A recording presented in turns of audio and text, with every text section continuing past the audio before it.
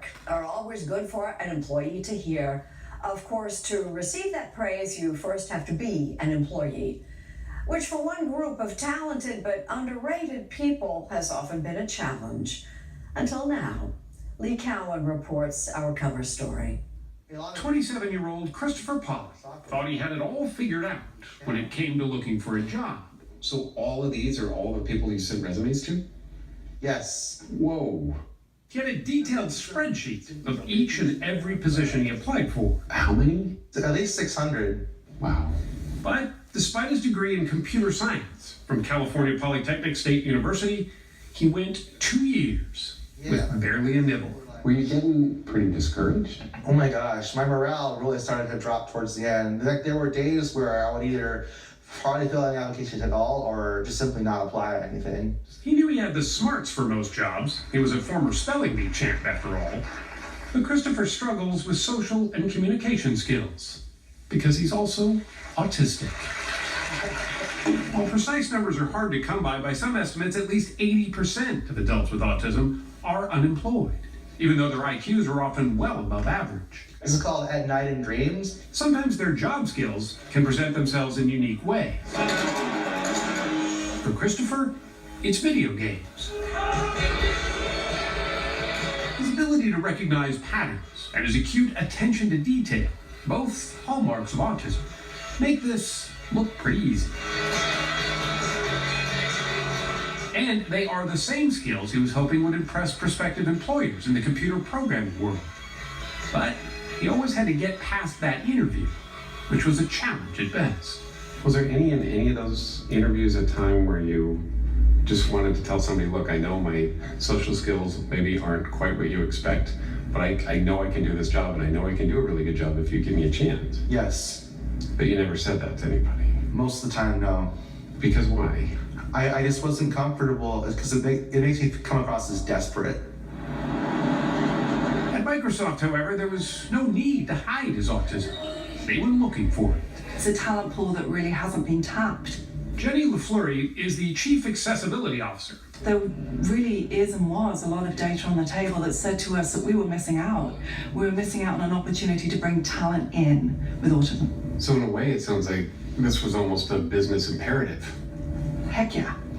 People with disabilities are a strength and a force of nature in this company, myself included. LaFleury, who is profoundly deaf, communicates by reading lips and working with an interpreter. She helped create a hiring program for Microsoft in 2015 outside Seattle, designed to better identify candidates with autistic talents. So, I'm going to put 18 minutes on the clock.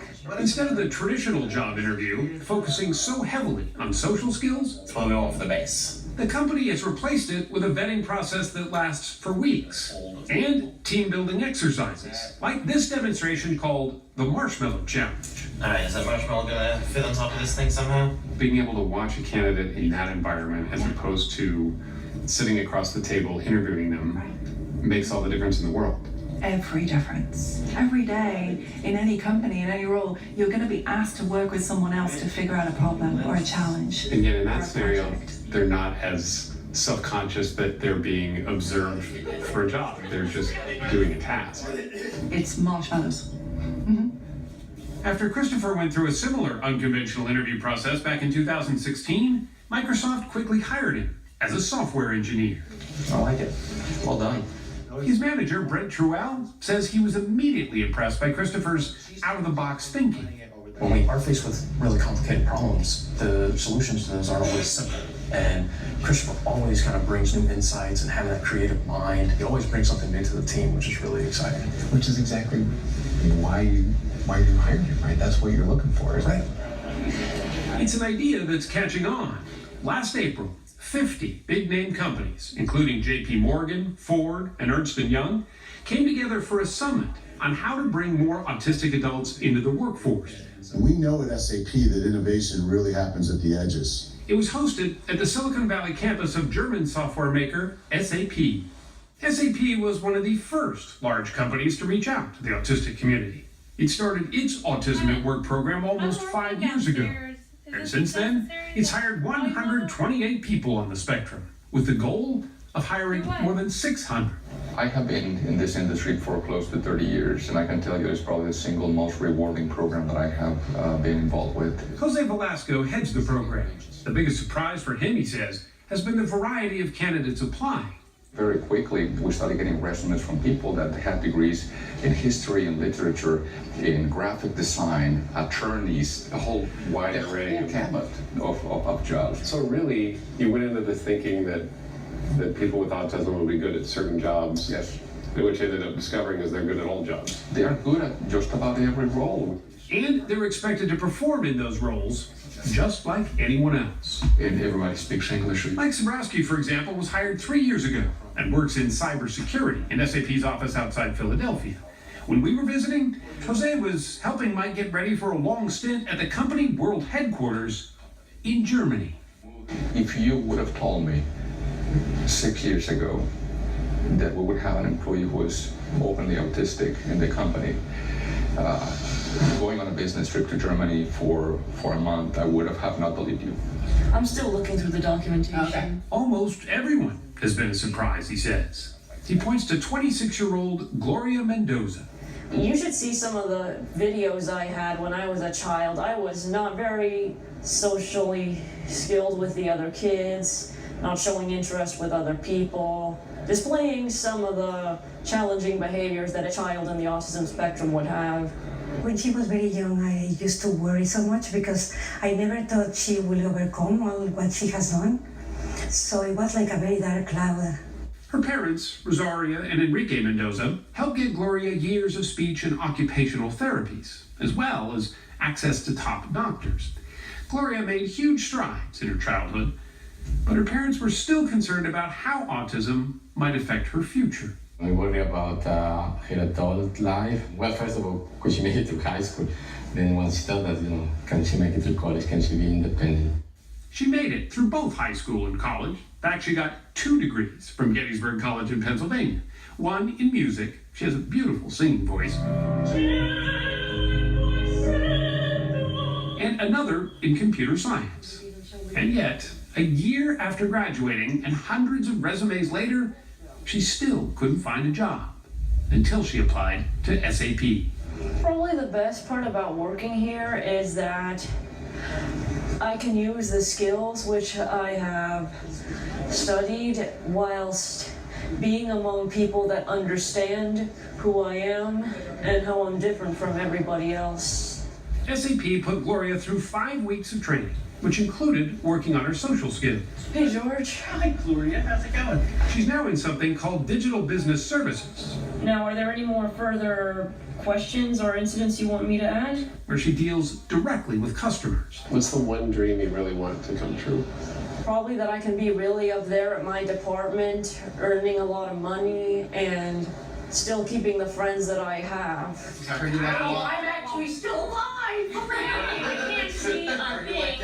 Her new friends are mostly co-workers in the autism program, and they try to get together regularly. This was game night. And that CBS is how you play Smash Brothers. I never really had that many friends when I was younger, and having this wide variety of friends that understands me really makes all the difference for me. How so? Because I can express myself in ways that people won't look at me weird, and it turns out that a lot of people have common interests as I do. SAP boasts a retention rate of about 90% for their autistic employees. Part of that may be due to the fact that they're not just set adrift in the workplace all alone. Good. How was game night? Fun. Each participant in the program is assigned a mentor from within the company, sort of like an on-site guardian angel.